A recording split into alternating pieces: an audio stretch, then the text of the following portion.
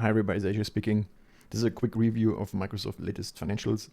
Company reported last night and the share price jumped over 8% as you can see. Revenue was up 18% year on year and came in at $76 billion for the second quarter.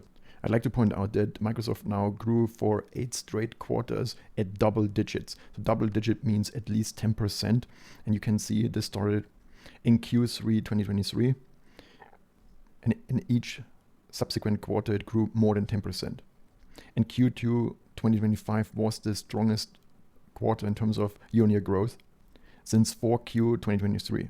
And when you look at this chart over the last 3.5 years, Microsoft in most cases grows double digit and only 3 times grew single digits.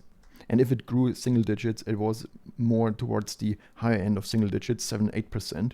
And only once it grew at a low single digit number, 2%, and it was in the fourth quarter of 2022.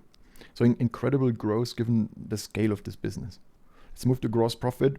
Gross profit came in at 52.4 billion. That's up 16% quarter on quarter. Year on year. It's up 9% quarter on quarter. Gross margin came down slightly by 1 percentage point and came in at 68.6% for the second quarter. That is still very high, but somewhat below the very high gross margin we saw during the first half of last year and most quarters in 2023. Operating expenses grew by a modest 6% year on year to 18.1 billion. But because revenue grew much faster, Microsoft's OPEX efficiency, so operating expenses divided by total revenue, increased with the ratio coming down, reducing 2.8% year on year to 23.7%. So Microsoft spends 23.7% of each dollar of revenue on operating expenses. On this chart, you can see operating expenses broken down into the 3 main buckets. That's research and development expenses, sales and marketing, general and administrative expenses. You can see that general and administrative expenses grow very, very slowly. So there is no bloat visible in those numbers. We can see a upward trends in sales and marketing, but the biggest cost driver is R&D expenses. And this is also driven by investments in artificial intelligence. You can see in this chart that a couple of years ago, R&D spend and sales and marketing spend was almost the same. And now R&D spend is about or more than 20% higher than sales and marketing spend. This is a trend that we see across many key AI players. The trend is that R&D spend keeps accelerating. Then we look at the same on a relative basis, so operating expense drivers expressed as a percent of total revenue. So Microsoft spends just under 12% on R&D, just under 10% on sales and marketing of total revenue, and spends 2.6% on general and admin expenses. This confirms that there appears to be a little bloat in Microsoft's cost structure when it comes to general and admin expenses, since this number benchmarks well against comparable companies. Then we get to operating expenses, which have hit another all-time high, growing 23% year on year to 34.3 billion. I'd like to point out that's the 10th consecutive quarter that saw a consecutive all-time high. It's a remarkably strong and consistent performance.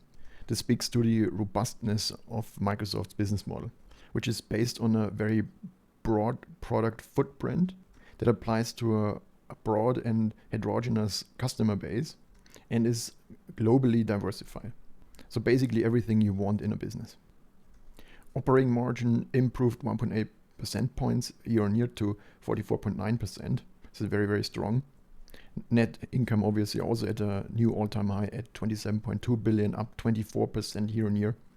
Net income margin also at a very strong 35.6% in the second quarter, improved 1.6 percentage points year on year.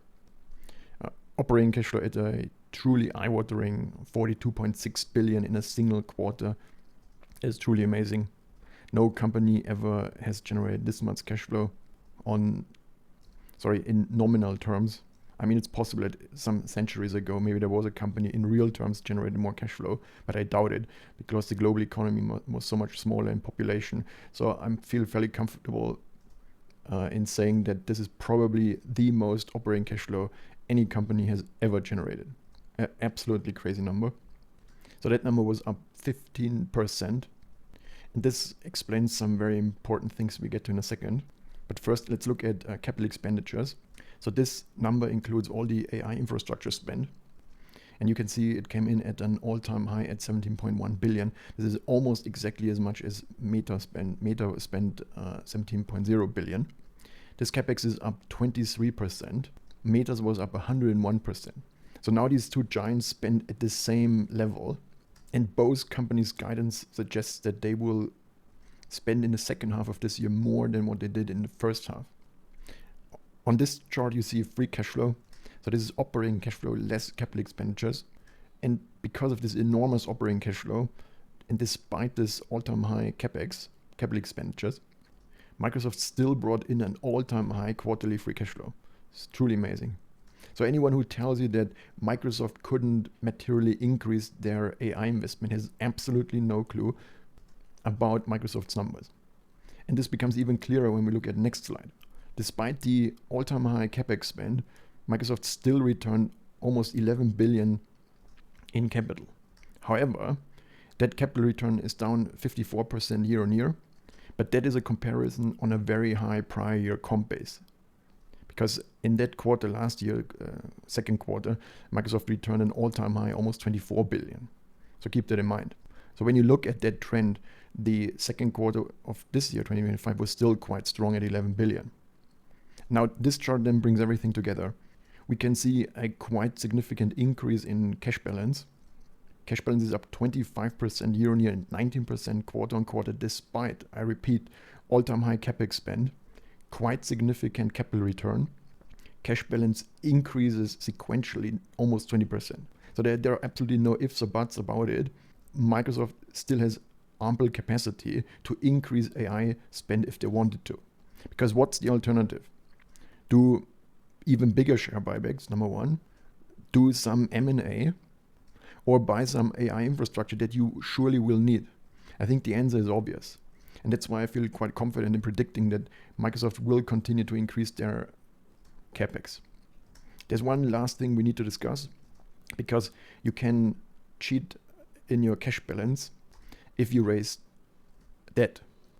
But that is not the case. You can see here Microsoft's debt balance. It came down 16% year on year and was basically unchanged quarter over quarter at 43 billion. An important number in this regard is the leverage ratio. I put on this slide how it's defined. There are different kinds of leverage ratios. The definition I use is a stricter one because I take out any type of intangible assets, including goodwill. And despite this, let's call it harsh treatment, the leverage ratio is at a relatively low 18%. This means that should Microsoft want to go onto a, let's say, GPU shopping spree and build even more AI infrastructure, they absolutely can.